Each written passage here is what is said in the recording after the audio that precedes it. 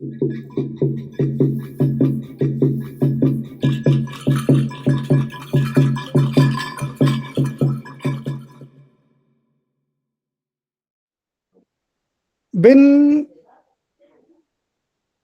lo que estoy presentando? Sí. Ya. Bueno, lo primero es que yo dejé la primera clase para que nos presentemos, nos conozcamos, que yo le digo es súper importante. A mí me importa mucho conocer a la gente con la que estoy trabajando. Yo creo que es importante también que ustedes se conozcan porque, como les digo, eso permite generar redes. Al conocerlos, saber cuáles son sus inquietudes, me permite a mí orientar un poco la información que les puedo entregar para que sea útil, porque a lo mejor, no sé, les puedo entregar información que no es relevante para lo que ustedes quieren. La idea es tratar de que sea lo más útil posible. Entonces, por eso que yo normalmente parto con los cursos con una presentación. En la clase siguiente, lo que vamos a ver es una clase de extensión y docencia. ¿Ya? Yo les voy a mostrar aquí. Ya. Aquí está la primera clase. A ver si se abre. Ah, aquí está aquí. Esta. Extensión y docencia. Yo les voy a mostrar que hay la presentación, el comienzo de la presentación. Ahí puse una franja negra porque en Chile tenemos un problema muy grave con la contaminación lumínica. Y en este momento hay una campaña de la Sociedad Chilena de Astronomía y la Fundación Cielos de Chile para sensibilizar en cuanto a la pérdida de los cielos oscuros, que en Chile son clave. Chile tiene la astronomía, la mayor cantidad de observatorios por la calidad de los cielos. Y eso se está perdiendo. Entonces, la idea es que todos los logotipos que hay aquí en Chile, que tengan estrellas en el logotipo, las oculten durante un mes para que se vea el impacto que tiene la contaminación lumínica. Así que por eso que está esa franja negra. Y el curso que vamos a iniciar ahora, primero vamos a hablar de extensión y docencia. Vamos a ver cómo se hace un artículo científico, la estructura que tiene que tener para que ustedes aprendan a ordenar las ideas. En el fondo, la idea no es que ustedes terminen haciendo artículos científicos, si no les interesa lo mismo. Pero es una forma de ordenar las ideas. La ciencia se dio una forma y esa forma es útil cuando uno va a hacer un proyecto, cuando va a hacer una presentación, cuando uno va a hacer una investigación.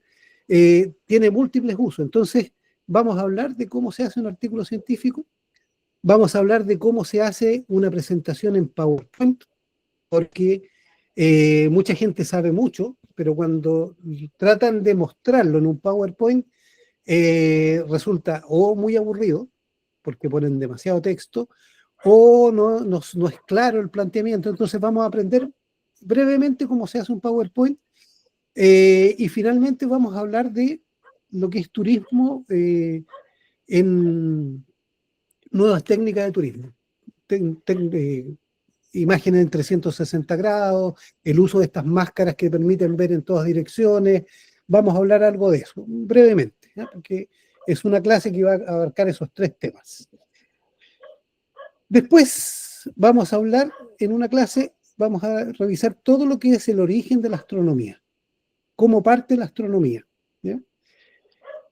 Normalmente se piensa que la astronomía es algo del ser humano y solamente humano, y eso es un error. La astronomía tiene que ver con la biología. Los seres vivos están sujetos a los ciclos astronómicos. Entonces vamos a ver cómo se inicia la astronomía desde lo más básico hasta la astronomía actual, o sea, los grandes telescopios. No, por tiempo me gustaría hacer una clase de astronomía moderna, pero no vamos a alcanzar. pero vamos a ver todo el ciclo completo en breve. La tercera clase va a ser arqueoastronomía, arqueotopografía y arqueonavegación. Arqueo es antiguo. Entonces vamos a hablar de la astronomía antigua, de la topografía antigua y la navegación antigua. Alguien en su presentación habló de los GPS antiguos. Bueno, vamos a ver que los antiguos tenían su forma de GPS, que no es como la que usamos ahora, pero que les funcionaba de una manera similar en que permitía orientarse. La astronomía sirve para también definir territorios. Por eso que se habla de arqueotopografía, porque de lo que se ve en el cielo se desprenden orientaciones en la Tierra, y permite estructurar territorios. Y la navegación, bueno, pueblos como el Rapa Nui. El Rapa Nui está en un triángulo que se llama Triángulo Polinésico, que es, uno de sus extremos está en Hawái, frente a las costas de Estados Unidos. Otro extremo está en Nueva Zelanda, cerca de Australia. Y el tercer punto es Isla de Pascua, Rapa Nui, que es la isla más alejada de cualquier punto, de cualquier territorio continental en el planeta. Y es un puntito en el mar. Entonces, ¿cómo se las arreglaba esta gente, en particular la cultura polinésica, que es lo más, la que tenía ese triángulo polinésico? ¿Cómo se las arreglaban para recorrer ese territorio que son miles y miles de kilómetros de océano, sin puntos de referencia? Cuando se navega en alta mar, la única referencia son las aves migratorias y las estrellas. No hay más. El horizonte es un círculo. Entonces, la navegación por las estrellas es clave. Vamos a ver, como está planteado el curso para Ecuador, vamos a ver algo específico de Ecuador, pero que en realidad es equivalente a cualquier cultura en el planeta, porque van a ver que lo que se hacía en Ecuador, se hacía en Chile, se hacía en Perú, se hacía en Colombia, se hacía en China, se hacía en todas partes, la estructura es la misma. Entonces, cuando uno estudia un sitio, que es lo que a mí me ocurrió, 20 años estudiando un solo sitio, y después me di cuenta que ese sitio era calcado a otros sitios, porque la estructura básica sobre la que se construyó es la misma estructura que tenían las culturas en el planeta. Todos miraban el cielo, todos miraban el horizonte, todos construían su cultura en base a los mismos elementos. Entonces, al ver en detalle cómo es en Ecuador, uno puede imaginarse cómo es en su propio territorio. Obviamente vamos a ver muchos casos de todas partes del mundo, pero vamos a ver un caso particular que es Ecuador y cómo eso se relaciona con todo lo otro.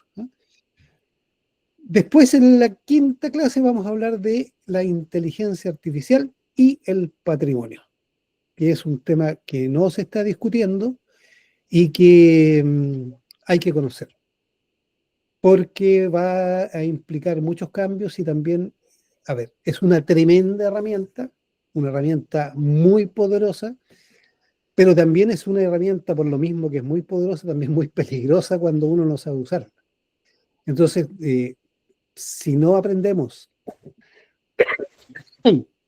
por un lado, a usarla, y por otro lado, a criticar, tener una visión crítica, nos vamos a llenar de cosas que parecen patrimoniales, pero que no tienen nada que ver con el patrimonio. Incluso la inteligencia artificial tiene la posibilidad de que desaparezca mucha información. Entonces vamos a ver ejemplos súper concretos de cómo generar, la gente que es fotógrafa, la gente que trabaja en fotografía les va a interesar harto, cómo generar imágenes que tengan que ver con el patrimonio, pero el cuidado que hay que tener con eso, ¿no? Porque La IA, siendo una herramienta nueva, tiene un montón de limitaciones, específicamente en temas patrimoniales que son, desde mi punto de vista, bien graves. Si es que uno no las conoce, puede generar información falsa, derechamente. Entonces, yo creo que es un tema que les va a interesar harto.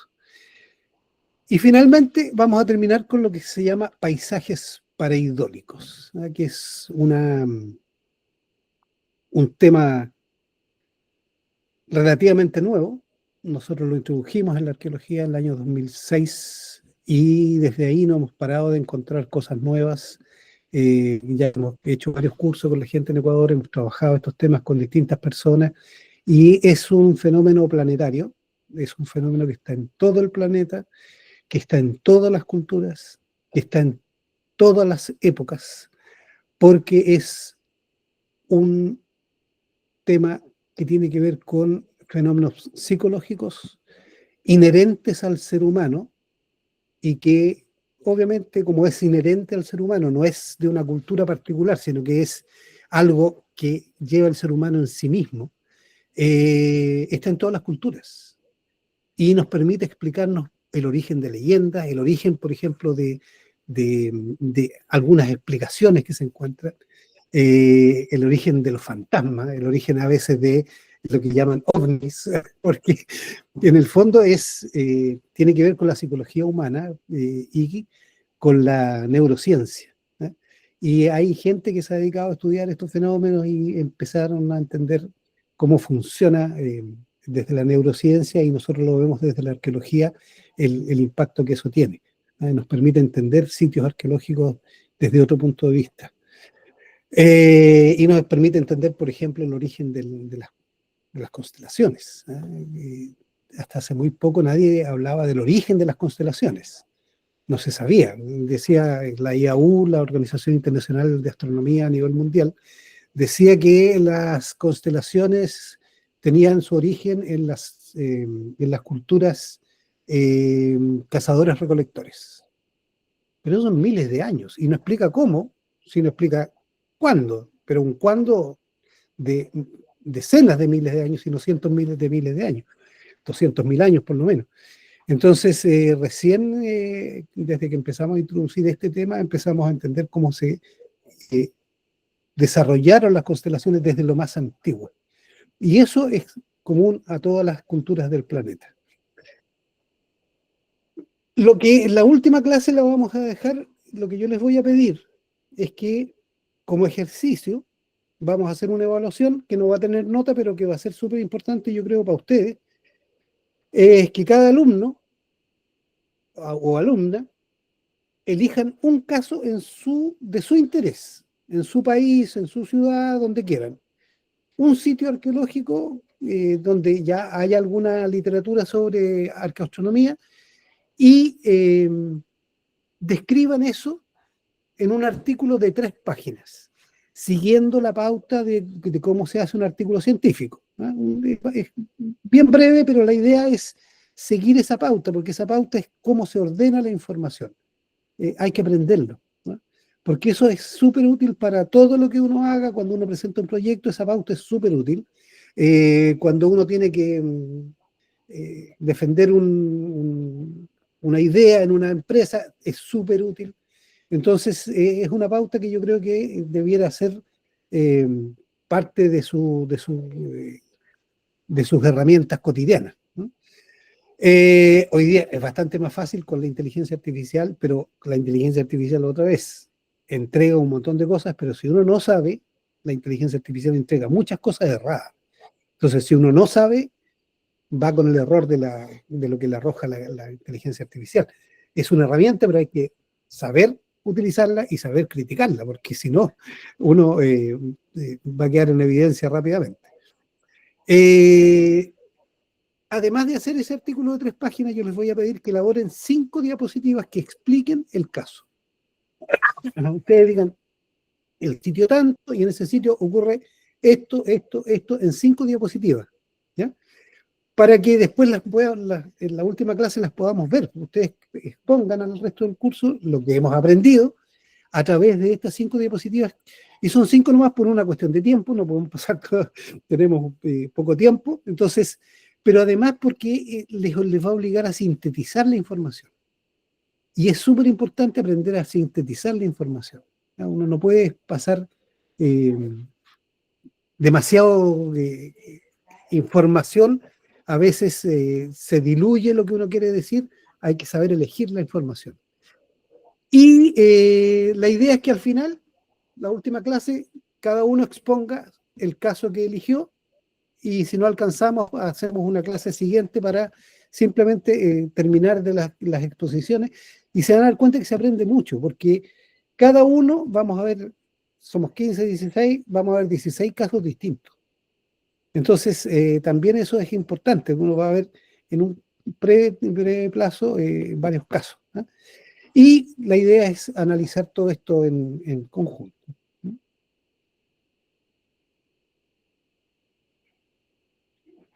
No sé si les parece el esquema que les planteo.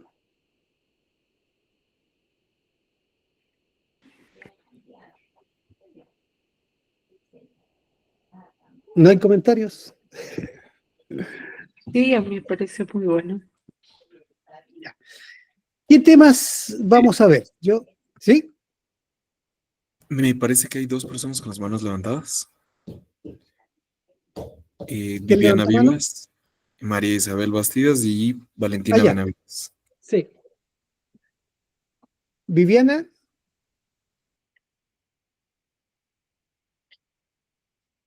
Valentina.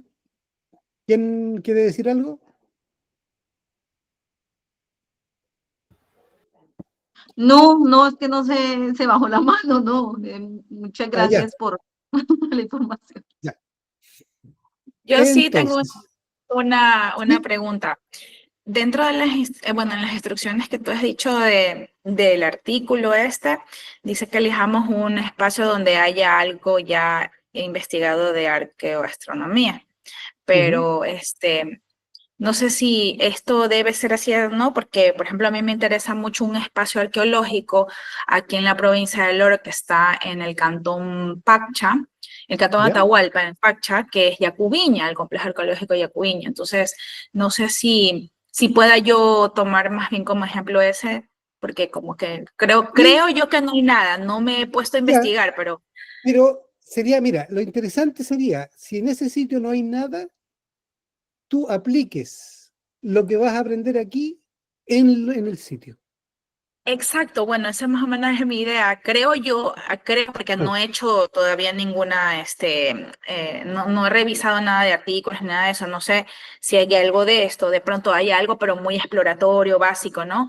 Entonces, si puedo yo iniciar más bien con ese, sea que haya o no haya, sí, podría ser, ¿no? ya, Yo mira, quiero, la gente que está en sería. Colombia tiene un referente que es Julio Bonilla, que es un profesor de la Universidad Javeriana, creo que es, y él es especialista en arqueoastronomía. La gente que está en Quito, está Kitsato, con Cristóbal Cobo, que es un especialista también, y está el Museo de Arqueoastronomía de Ecuador.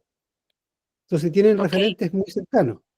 En Cusco está Barthélemy Dans, que es un amigo querido que es experto en planetarios y es un especialista en arqueoastronomía. Hay, en la medida que ustedes me vayan diciendo qué les interesa, yo les puedo ir proporcionando información. El año pasado muy hicimos un curso de arqueoastronomía, perdón, un seminario donde hay 14 expositores, están los videos, si les interesa, y ahí está Cristóbal Cobo, está Bartolomé Danz, está López de Argentina, donde hablamos de astronomía en América. Entonces, ahí también les puedo pasar el link de toda esta gente que por favor. están todos los videos que ustedes los pueden ver. Además, hay algunos videos de cursos que hicimos antes, que hice yo, y otra gente, que también van a tocar los temas que vamos a ver ahora. Son los mismos temas, pero además hay temas que no vamos a alcanzar a tocar ahora. Entonces, si por el WhatsApp yo les voy a mandar el link para que ustedes puedan entrar, para que tengan la mayor cantidad de información posible sobre estos temas. Y, como les digo, en el seminario que hicimos el año pasado, 14 conferencias son puros especialistas de América. Incluso hay una astrónoma del ALMA que habla de la astronomía actual. Hay gente que habló de arqueastronomía, otros que hablan de la historia de la astronomía. Entonces van a ver una cantidad enorme de información que va a estar disponible para ustedes, aparte de que en el curso va a quedar grabado todo lo que estamos conversando ahora. Ya, muy bien, gracias, muy amable. Entonces hago de Yacubiña. Sería bueno que ya fueran pensando en qué sitio quieren tocar cada uno, con toda libertad. Aquí no vamos a criticar en mala, sino que la idea es que puedan elegir un sitio y aplicar lo que aprendamos en ese sitio.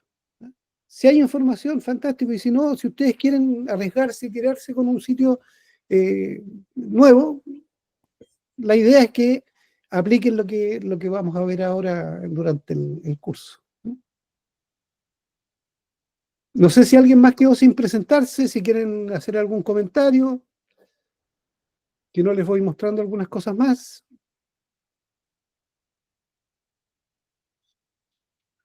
Por ejemplo, voy a compartir la pantalla.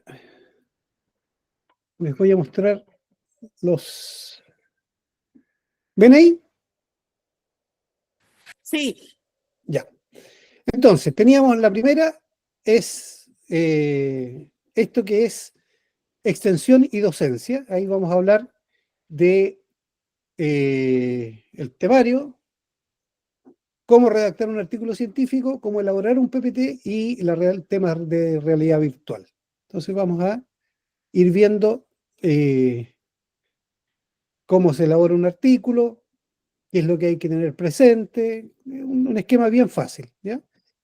Después vamos a hablar de cómo hacer un PowerPoint, una serie de ideas, porque, como les digo, hay gente que sabe muchísimo, pero cuando hace un PowerPoint que es difícil de seguir, que se hace latoso, que se hace dispersa. Entonces la idea es, hay técnicas bien simples, vamos a hablar de eso, de cómo traducir la información que tenemos en una presentación.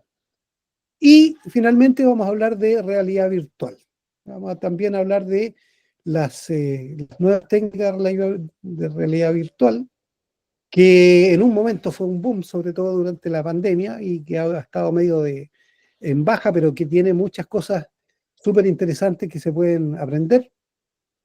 Ahí hay imágenes que se toman con cámaras 360 grados, el uso de drones con LiDAR, que son estos multiespectrales, que por ejemplo el uso de drones ha permitido, al usar drones sobre la selva en México, detectar 7.000 sitios arqueológicos que están bajo la selva. Hoy día la tecnología permite hacer una serie de cosas que antes era imposible. Ahora se puede hacer turismo virtual, musealización virtual. Aquí yo busqué, por ejemplo, a ver si funciona bien.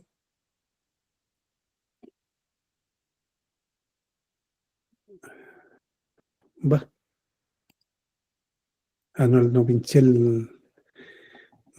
la presentación ahí. Un ejemplo nomás, no sé si alguien ha visto estas cosas o es nuevo, pero, por ejemplo...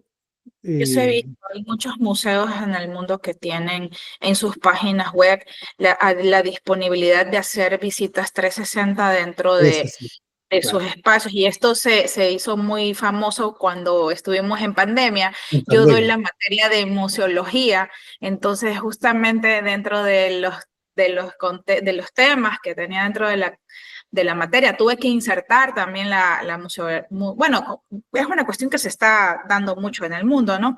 Entonces tuve Claro. que visitarlo, y de hecho los trabajos que hicimos con los estudiantes fue realizar recorridos virtuales museológicos con temas de patrimonio cultural y patrimonio natural de aquí de la provincia, y ahí descubrimos que, bueno, hay muchos museos que, bueno, nunca fueron visitados y no estuvieron, digamos, listos para esta nueva era y se quedaron sin visitas, pero Exacto. los que ya estaban adelantados, vieron proyecciones mucho antes que los otros, tenían disponible toditas las salas, y yo recuerdo tanto que uno que me pareció súper interesante fue una exposición de los incas, de Perú, sí, obviamente los incas, y de cómo está todo Machu Picchu en Museo Smithsoniano en Washington. Fue súper interesante porque nos demoramos casi 3 horas en recorrer todas las exposiciones, todas las salas de exposición, todo eso, y fue un ejercicio súper interesante, cómo la realidad virtual y todas estas cosas te pueden, pues, digamos, llevar, transportar a estos lugares, ¿no? A los museos. Eso vamos a ver en breve, en síntesis, para que aprendan que existe eso, ¿no? Después vamos a ver el tema del origen de la astronomía, que es un tema largo, complejo, pero que vamos a tratar de ver desde el principio. A ver, me metí en el origen de la astronomía, ya. Aquí está, ¿no? De ritmos circadianos.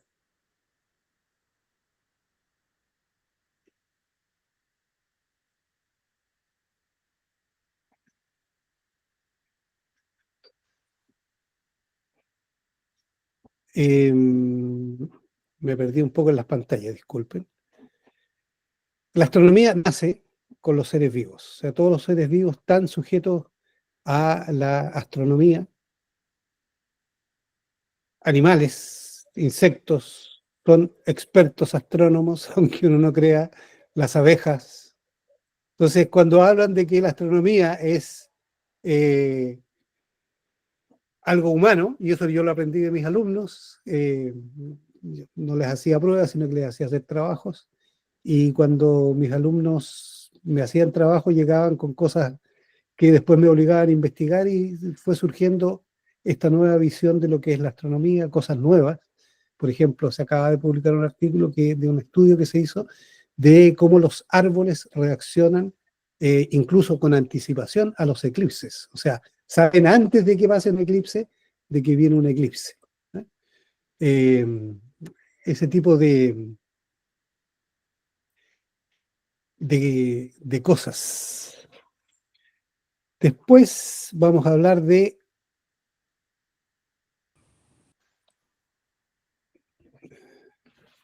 alguien está mandando información, parece.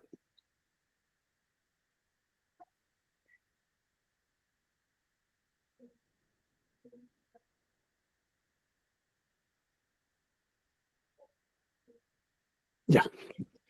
Pensé que alguien me estaba mandando algún mensaje del curso. Vamos a hablar de arqueoastronomía, arqueotopografía y arqueonavegación. Vamos a partir desde lo más antiguo en la arqueoastronomía, que es este libro, que es el comienzo de los estudios de arqueoastronomía en Egipto, que nadie le dio bola y quedó ahí como una curiosidad, pero es uno de los que da origen a la astronomía. Pero es bastante antiguo también acá en América. Fíjese, este congreso de astronomía en Argentina, donde en 1930 ya se hablaba de gente que estaba estudiando las constelaciones en relación con los diseños de los indígenas.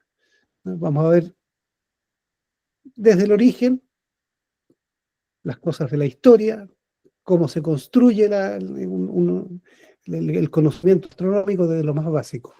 Y así vamos a ir viendo distintos temas, culturas como la mapuche, por ejemplo, los planetas, cuál es el origen del tema de los planetas, observación en sitios arqueológicos, lo que les decía, lunasticios. Vamos a ver de todo un poco de eso. Después, voy a cerrar este. Después vamos a hablar en específico de Ecuador, ¿no? Una aproximación desde la arqueoastronomía. Al principio hay algunas definiciones, la estructura de cómo estudiamos nosotros un sitio cuando estudiamos un sitio arqueológico, y temas que tienen que ver con la cosmovisión andina, en la evolución que ha tenido la astronomía desde los orígenes hasta la actualidad, y así una serie de cosas que tienen que ver con la cosmología, con las orientaciones, solsticios y equinoccios, cómo se construyen ciertos símbolos a partir de la astronomía, calendarios de horizonte, cómo se medía antiguamente con las manos. Bueno, ahí vamos a ver un poco de todo eso, ¿no? Cómo en distintas partes del mundo el Sol pasa con distinta inclinación, pero siempre es el mismo esquema, ¿eh? Entonces, por eso que al principio no se descubría, porque parecía que era muy distinto, pero es exactamente el mismo paso que cuando uno está en distintas partes del planeta se ve de una manera ligeramente distinta. Eso en general, algunos de los ejemplos. Movimiento de los planetas, lo que les decía, errantes, las estrellas son fijas, los planetas se mueven. Este es el movimiento retrógrado de Marte. Eh, Algo que tiene que ver con el animismo, con la sacralización, con las leyendas antiguas. Un poquito de todo eso vamos a hablar. Después vamos a hablar de inteligencia artificial, ¿ya? Vamos a ver el tema que hoy día la está rompiendo. Vamos a ver un poco qué es la inteligencia artificial, cómo funciona, los tipos de inteligencia artificiales que hay. La generativa, que permite escribir cosas, pintar, hacer música, hacer videos, que es la IA generativa, vamos a hablar de eso. Los riesgos que tiene la inteligencia, cómo se entrena una inteligencia artificial, un poco de la historia. Turing, el test de Turing que es tan famoso hoy día, como la primera duelo entre un ajedrecista, Kasparov, y la Deep Blue de IBM, que son como el origen más conocido de la inteligencia artificial. ¿Cómo funciona cuando yo pido un dibujo? ¿Cómo funciona toda la inteligencia artificial, ¿eh? Desde que yo pido hasta que me entrega o no me entrega, porque hay veces que no entrega. Dice, no, no puedo hacerlo porque viola los protocolos y uno se queda sin lo que necesita. Entonces, y con el patrimonio está pasando muchísimo.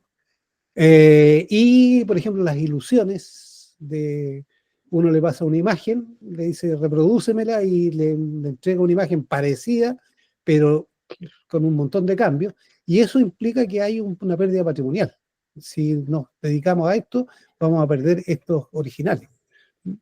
Eh, Cosas fuera de época, que también ocurre, los errores que entrega la inteligencia artificial.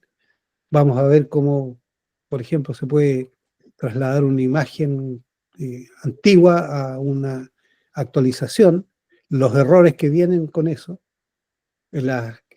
mejorar fotos antiguas de culturas antiguas, por ejemplo, un dibujo, una pintura, transformarla eh, en una imagen como fotografía. Vamos a ver un poquito de todo eso en este tema, ¿eh? Y después vamos a entrar en el último tema, que es el tema de las pareidolias, ¿eh? Ahí van a ver ejemplos de cosas que parecen otras cosas. Entonces la pareidolia es eso, ¿eh? Es ver una cosa, un objeto común y que parece otra cosa, ¿eh? Y que eso en los sitios arqueológicos tiene muchísima importancia. Entonces aquí hay un montón de ejemplos y vamos a ver, por ejemplo, sitios arqueológicos. Parece un rostro humano, parece un pez. En México, el código vindobonensis, Matlalcueye, la princesa, mire la montaña que tiene forma de rostro humano, el origen de la leyenda de los volcanes, que es muy parecido en todas partes de América. Vamos a ver casos de... Y como eso, la pareidolia se refleja hoy día en la astronomía. Los astrónomos son muy pareidólicos en muchos sentidos. Por ejemplo, esta imagen de una nebulosa le pusieron Gabriela Mistral porque parece el perfil de Gabriela Mistral, una poetisa chilena, premio Nobel, porque fue descubierto en un observatorio del Valle del Elqui, donde ella es. Todo eso es parte de lo que les decía, de estos fenómenos psicológicos que nos explican por qué las leyendas son cómo se construían las leyendas antiguas. Entonces vamos a ver un poquito de todo eso, de la astronomía hasta la más moderna, como objetos que les ponen nombres de mariposas, de todo tipo de cosas, la cara en Marte. Parte desde la arqueoastronomía y termina en la astronomía más moderna. Ahí tienen una visión de los temas que vamos a ver así rápidamente. ¿Algún comentario, alguna pregunta? Yo levanté la mano para preguntar si conoces algún especialista en el tema en México. Digo, por cuestión de cercanía todavía no decido cuál sitio podría yo hacer el trabajo que están encargando, pero si hay alguien en México con quien me puedas recomendar. Ya, te busco, no sé, pero no tengo el dato aquí, pero lo puedo averiguar. Porque el Perfecto. arqueólogo con el que yo trabajo, Ricardo Moyano, doctor en arqueología, su doctorado lo hizo el magíster lo hizo en México y el doctorado lo hizo en México, en la ENA. Okay. Y ahí hay harta gente que se dedica al tema, así que puedo buscarte algún dato de teléfono o WhatsApp de alguien que te pueda orientar. Hay mucho. Está Janiszewski, el doctor Janiszewski, que es el que prepara a los doctores en la Escuela Nacional de Antropología e Historia. Está Joana Broda de la Universidad de... ¿cómo se llama? La más importante en México. Y hay un montón de gente. En México hay muchísimo trabajo en este tema. Perfecto. No así en otros países de América. Muchas gracias. Entonces, si van necesitando información, me van pidiendo, yo voy a ir armando y por el WhatsApp se las voy entregando para que ustedes tengan en lo posible contactos cerca, si es que hay, si yo conozco, en Bolivia y en Perú, Argentina, hay siempre referentes a los que uno se puede... Y como les digo, les voy a mandar el link para que se metan a una página de un grupo que se llama Orión, un grupo de WhatsApp, y en ese grupo van a encontrar un montón de información, videos de las conferencias que se hicieron el año pasado, y que se hicieron especialmente para eso, para que si hay gente interesada, pueda ver esos videos y aprender sobre estos temas. Así que información van a tener muchísima. ¿Aló? ¿Me puede permitir intervenir? Sí, sí, sí. Bien, buenas noches con el señor expositor, con los presentes en la sala. El quien les habla es Alejandro Rubina López. Me estoy conectando desde Perú, de una región que se llama Huánuco, está en la parte central del Perú. Viaje con bus más o menos a 9, 10 horas. Yo soy docente universitario de la Facultad de Ciencias de la Educación de la Universidad Nacional Hermilio Alizandi Huánuco, de la carrera profesional de Filosofía, Psicología y Ciencias Sociales. He tenido clase hasta tarde, no pude conectarme, creo que iba a empezar a las 6, pido disculpas, ya que terminé a las 7 mi clases, hasta que vengo a la casa, ya demora tiempo, me metí a duchar y ya estoy acá. Entonces, no he podido escuchar las primeras indicaciones.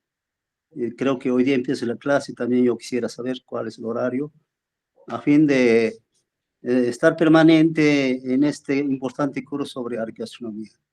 Me interesa este tema porque como docente universitario vengo haciendo investigación sobre arqueoastronomía andina en mi región, pero he recorrido todo el Perú.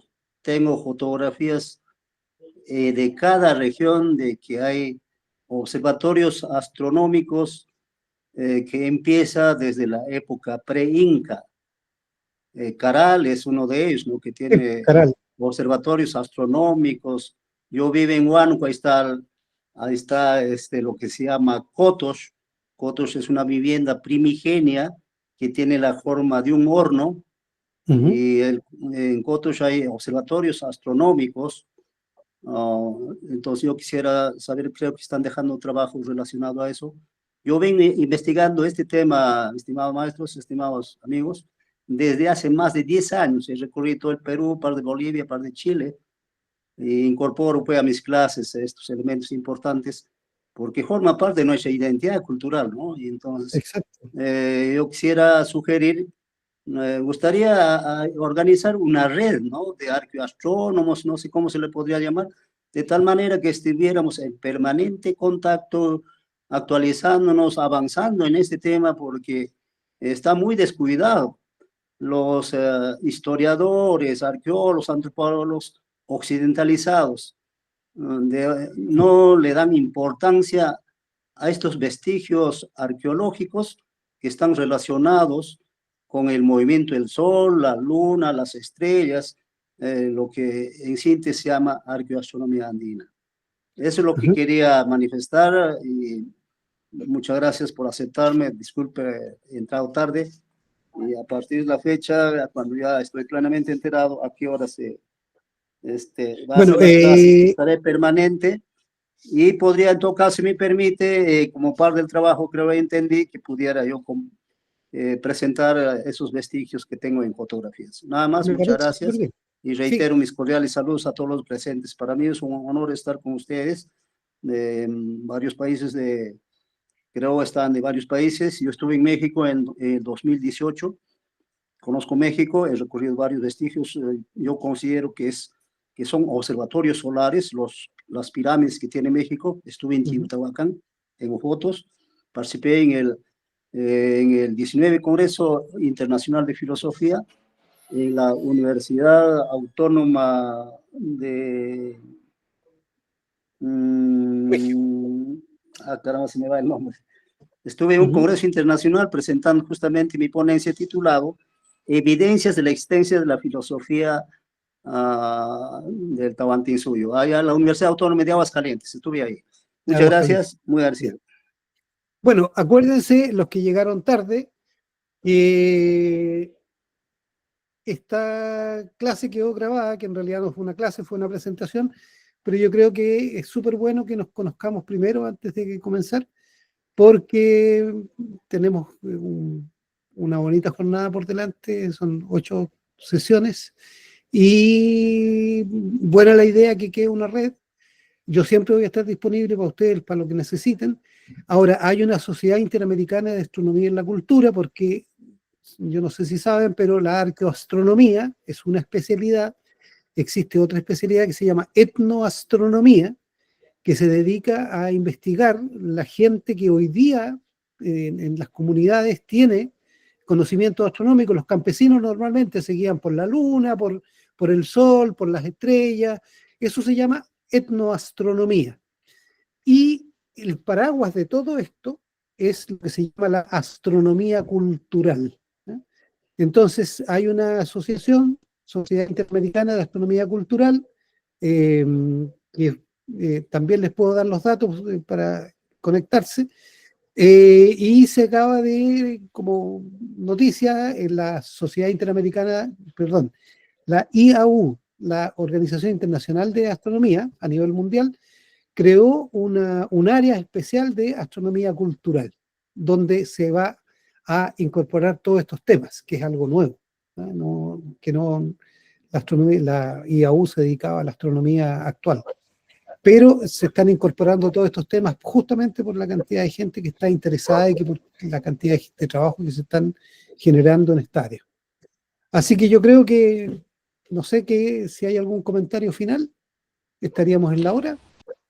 Sí, solamente quería preguntarle, creo que es muy chévere todo, creo que tenemos mucho por aprender y compartir. Lo que le quería decir es que, ¿por qué usted cree que se está dando este boom de más gente interesada en arte astronómico? Bueno, porque en la medida que hay redes sociales, en la medida que hay difusión, en la medida que se van haciendo descubrimientos interesantes, la gente se va interesando. ¿No? Porque mira, hay un problema grande con el tema de las fantasías. ¿No?